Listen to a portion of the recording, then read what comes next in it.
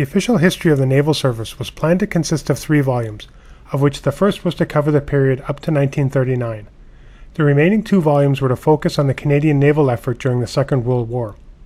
Volume 2 would deal with the activities on shore, principally the work of getting warships to sea properly manned, armed, equipped, and supplied, and of maintaining them there. Volume 3 would be devoted to operations, including operational policy. In place of the 3rd volume, however, it was decided to publish a popular account of naval operations written by Joseph Schul. Lieutenant Commander Schul served in the Royal Canadian Navy during the Second World War and was commissioned by the Minister of National Defence to document the Canadian War at Sea. His book, The Far Distant Ships, first published in 1950, deals with the Canadian contribution to Allied sea power and serves to demonstrate the importance to Canada of the war in the Atlantic, to show how near to Canadian lives and interests were those far distant, storm-beaten ships. His story picks up on the eve of the battle as word of war spread quietly and quickly. On August 26, an Admiralty telegram arrived in Ottawa and in each of the other intelligence centers about the world. It contained the single word funnel. With the dispatch of that message, all British merchant ships passed from the control of their owners into the control of the Admiralty. The same transfer took place in Canada on the same day. No Canadian registered ship and no merchant ship in a Canadian port could sail without the authority of the Royal Canadian Navy. The funnel telegram was followed immediately by a plain language broadcast from the Admiralty to all British ships. Admiralty has assumed control of the sailing and routing of British merchant ships. Organization for official wireless messages is now in force. The lights were going out again. This was the last general shipping message which the Admiralty would broadcast in plain language for nearly 6 years. Great Britain had a week, Canada 2 weeks of official peace remaining, but the war had fastened on the ships of trade. Throughout the Ottawa area, naval control officers assumed their function. The task immediately facing them was enormous and was to grow beyond anything they dared imagine. Trade control was in effect. The veins of peacetime shipping were to be gathered into the arteries of war.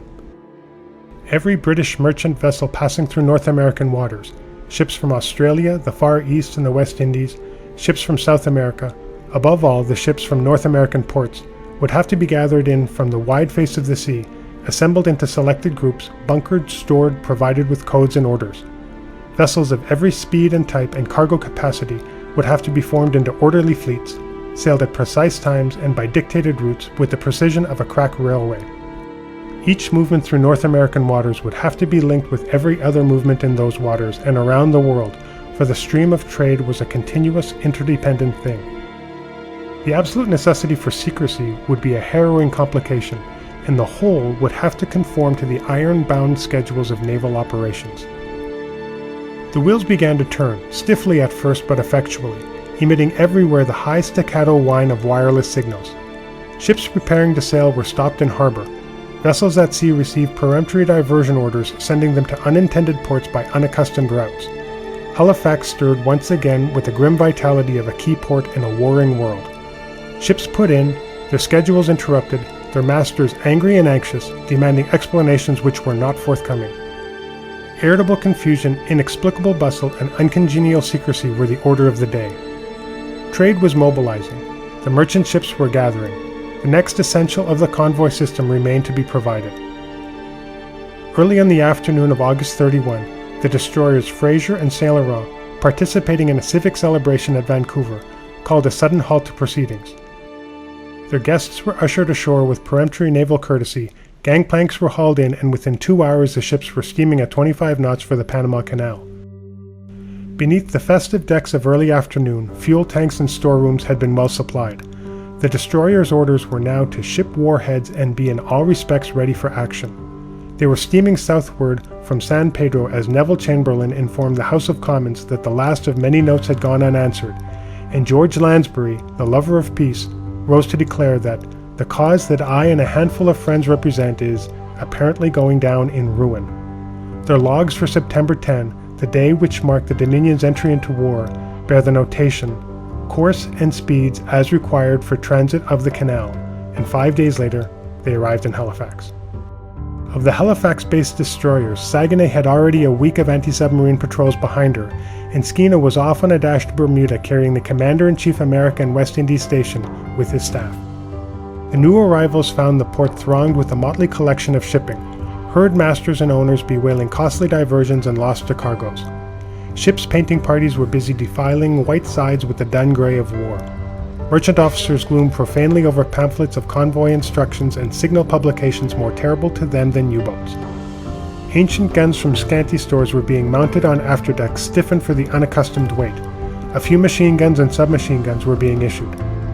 Captains, accustomed to the wide freedom of the seas, were proclaiming the impossibility and the absurdity of sailing their cranky freighters nose to tail like helpless cows. And beneath all of the grumbling was a surly acceptance of everything that had to be done. Seaborne trade as we know it in peacetime, had ceased to exist. It went by the same name because it had occurred to no one to coin a better, but it was a different thing. Ships would move no longer by the shortest route to dispose of their cargoes to the best advantage. Men would no longer order and receive what they desire and could pay for. The comparatively kindly operations of supply and demand, profit and loss, had given way to something even more fundamental. Seaborne trade had become a matter of survival, a weapon to be wielded from the highest strategic quarters in response to the brutal imperatives of war. The first group of ships had been assembled with rough efficiency and in a surprisingly short time. Others would gather in greater numbers. They were gathering now at ports down the American seaboard and around the world. Halifax would see them readied and sailed with ever-increasing precision by a constantly expanding organization. The remaining question, the question that would hover over all our destinies for the next 6 years, was starkly simple. Could the ships get across the Atlantic? On September 16, one day after Sailor arrived from Vancouver, she moved outward through the Halifax approaches in company with her sister Saginaw. Between the destroyers, waddling eastward with a certain untidy gallantry, were the 18 merchant ships of convoy HX-1, Halifax to the United Kingdom. Awaiting them in the open sea were the British cruisers Berwick and York, and beyond lay the sleety gloom of the Atlantic. The business of war had begun, and it was perhaps as well that the unaccustomed difficulties of convoy prevented too much speculation on the days ahead.